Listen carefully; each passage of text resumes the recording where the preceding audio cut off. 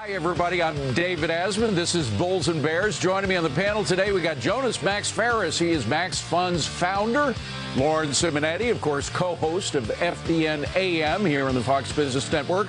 Adam Lashinsky is executive editor at Fortune.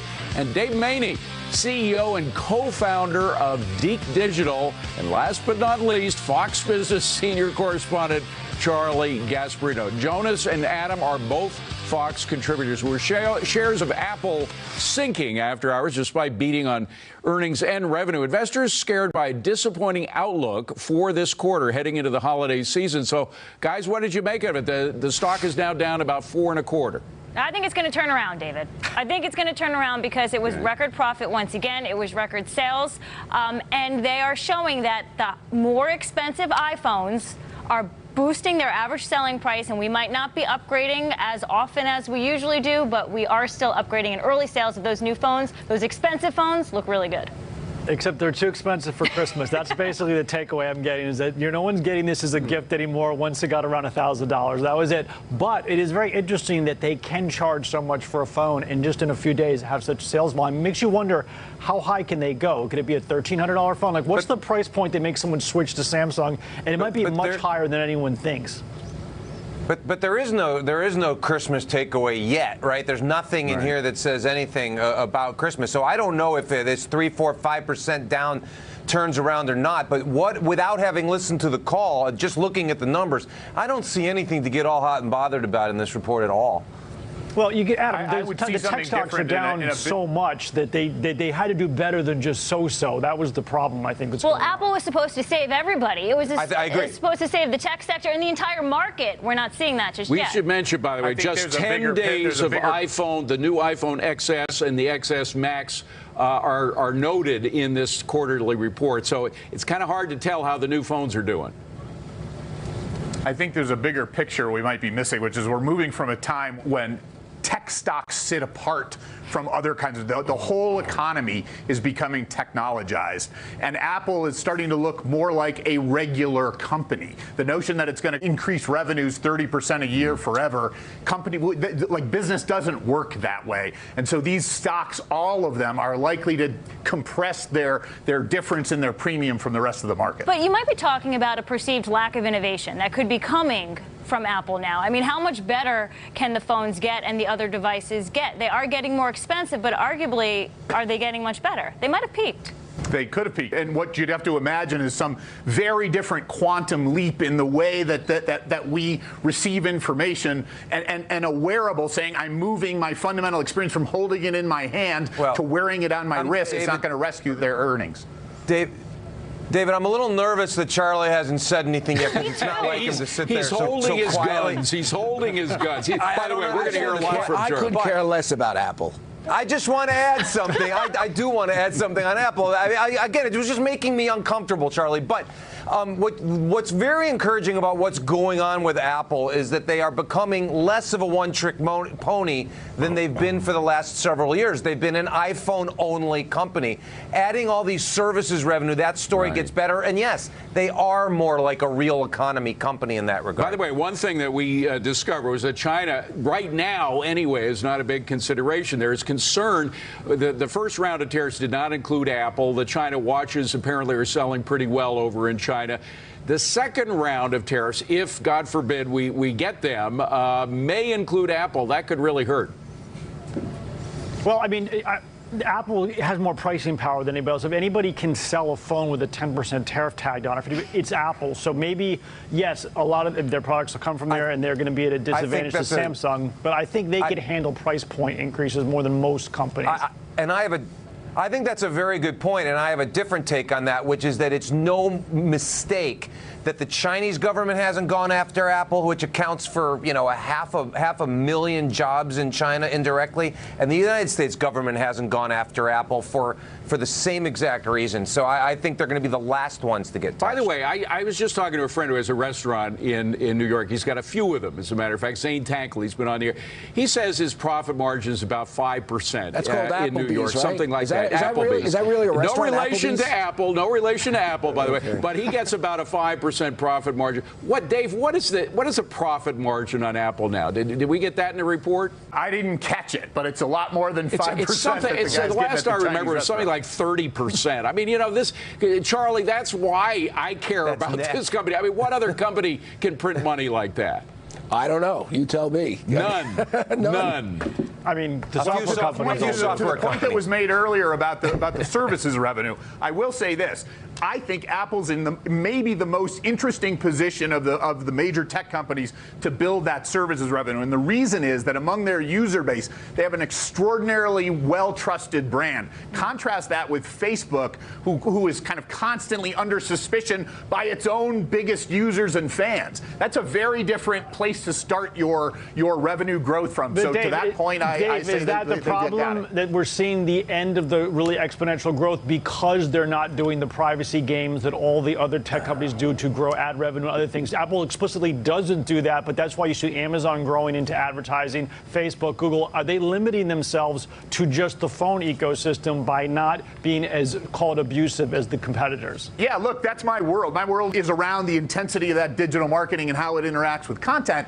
And I can tell you, Facebook's the greatest ad machine ever built, ever in the history of the universe, and probably for all times. Except that it's almost designed to tick its users off. So it's sort of self-destructive. I think it's just not as optimized. I think one thing I do care about with Apple. I mean, listen, it's hard to cover this. It's hard to predict where the stock is going. I mean, they could have a blowout period, and then we're talking about how great it is again. I mean, one of the interesting things about Apple, I think, one is Tim Cook. Is Tim Cook ever going to be able to live up to Steve Jobs? So there's always an overhang. Everybody's always going to question his ability to innovate like Steve Jobs does, and whether any new products will blow out like what Steve Jobs. And let me make one other point.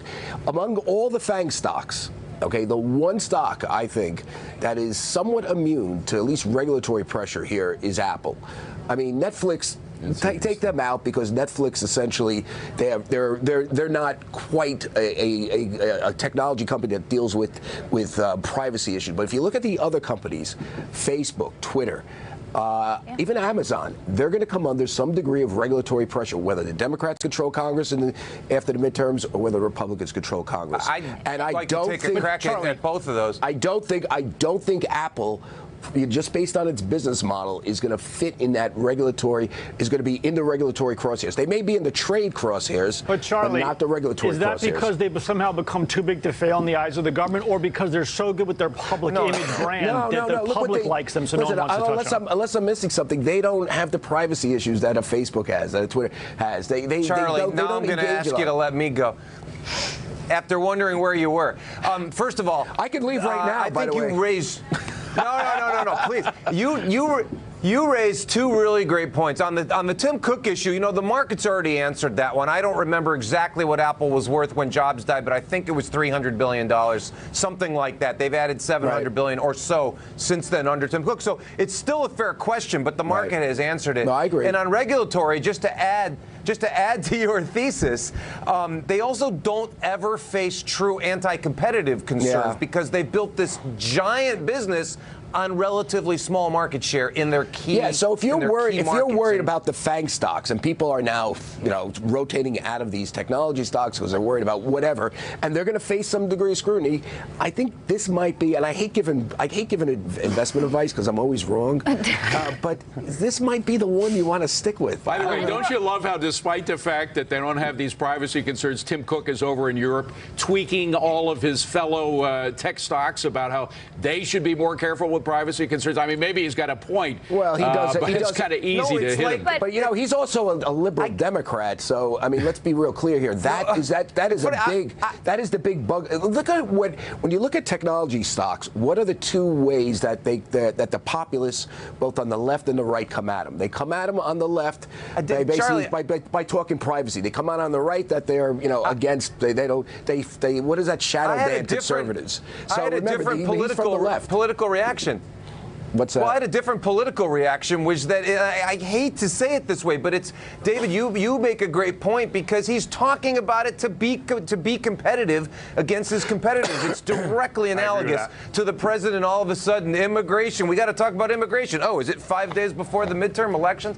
It's very similar, and it's tactics. He's doing what he has to do for more market share. I think you've all answered your question. Is that Tim Cook is that he's looking as forward as Steve Jobs, but he knows that in 3 to 5 years, everyone's going to turn on these tech companies for behaving the way they are now. Forget about 3 to 5 years. How about 3 to 5 minutes? Maybe 3 to 5 weeks. But he knows that leaves Apple in the top after all that because he's reminding everybody before it got important that Apple doesn't play that. There's another big story here we want to talk about, which is China. Lauren? Yeah, markets rallied after Trump sent out a tweet on China. This is what he tweeted. Just had a long and very good conversation with President Xi Jinping of China. We talked about many subjects with a heavy emphasis on trade. Those discussions are moving along nicely with meetings being scheduled at the G20 in Argentina.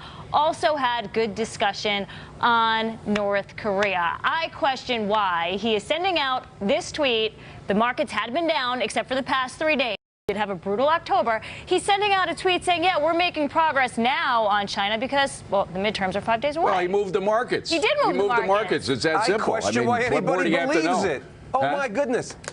I question why the market would react to something like that because it doesn't mean anything. It's just words on a page. Yeah, and he's gone back and forth on this China business. And the real sophisticated minds I know in the market, like Larry Fink of BlackRock, he came out today at the New York Times Deal Book Conference. He's basically saying, listen, if you really look at this objectively, we're inching towards a trade war with them and a very big one. And the real question is, and I know they're bad players, and I know we got to put a stop to them stealing our stuff. But the real question is, how much do our businesses get crushed in a trade war? And that's what took the market down. And I think that's why we got the tweet today. Well, I don't know why we got a tweet today, but I mean, you want to get inside his head for why he tweets? I mean, but I'm just telling you, make my point. No, thank you. Yeah, right. So the other thing is that they control a lot. They own a lot of treasuries. Now they have to park their money somewhere. My bigger point, though, is suppose they want to screw us really bad. They can get us where it counts. Listen, you get the long bonds start inching up and put the money where, Charlie? In the Thai baht? I mean, come on. I don't know. Where are they going to put it? Apple stock. I don't know, but I mean, no, they can't. They can't. Isn't it possible that the trade war just isn't really a market event unless we're in a recession and then it actually becomes a drag on the economy? In a strong economy, or we can handle these. It's like having a tax. It doesn't matter until exactly. And let's not forget. And Charlie, you may dispute this, but the point is, this is a business person, and he knows how to take it right to the edge and then pull it back. Take it right to the edge and then pull it back. Do you really think he'd let it go all the way to a major nuclear conflagration? For goodness sakes? Listen, he won the presidency. Give him credit for that. Extremely mediocre business person. He won the presidency. He also won his deregulation battle. He also got the tax cuts, and he did a lot of stuff. The company executives, some of the best brains in tech, like the trade war against China for a lot. Look what Steve Ballmer, Mr. Low Energy, said to Maria recently on Fox Business. 90% of companies are using the Microsoft operating platform, and only 1% are paying for it. What are we going to do that China keeps stealing everything this way? I mean, that's pretty extraordinary. I'm a free trader by nature. I went to school, economics. It's the best thing for the world. This one's a tricky issue because it is absolutely clear that the rules don't apply in China, and the U.S. government needs to do something. Whether tariffs are right or wrong, I'm silent on that point. But without any pressure from the U.S. government, we're talking about $10 billion plus, for example, in Microsoft that would go into profit. That trade war is a two-front war, I'd argue. There's the piece about it that's intellectual property theft and in effect attacks us on that innovation frontier. And then there's the piece that says, the stuff that you're buying at Walmart is being made there more cheaply. If I were the president's advisor, I'd tell him to fight fight the innovation trade war and the IP theft trade war. You can't with fight it everything when you've China got. won't even And the admit to other stealing war, anything. And the other war isn't going to make a difference. By the way, there's one any more economic theory. By the way, there's one more war. It's the stuff we sell to them. I mean, remember, they're a big market. We sell tons of not tons, but you know what we sell to them in agricultural stuff. I mean, we produce stuff here that goes over there. That's going to hurt us. We are fighting it in the courts for what that's worth. I don't know if that'll amount to anything, but we're at least doing that, taking them to court for some of their espionage. Yeah, well, I mean, we should also we need to point out just to put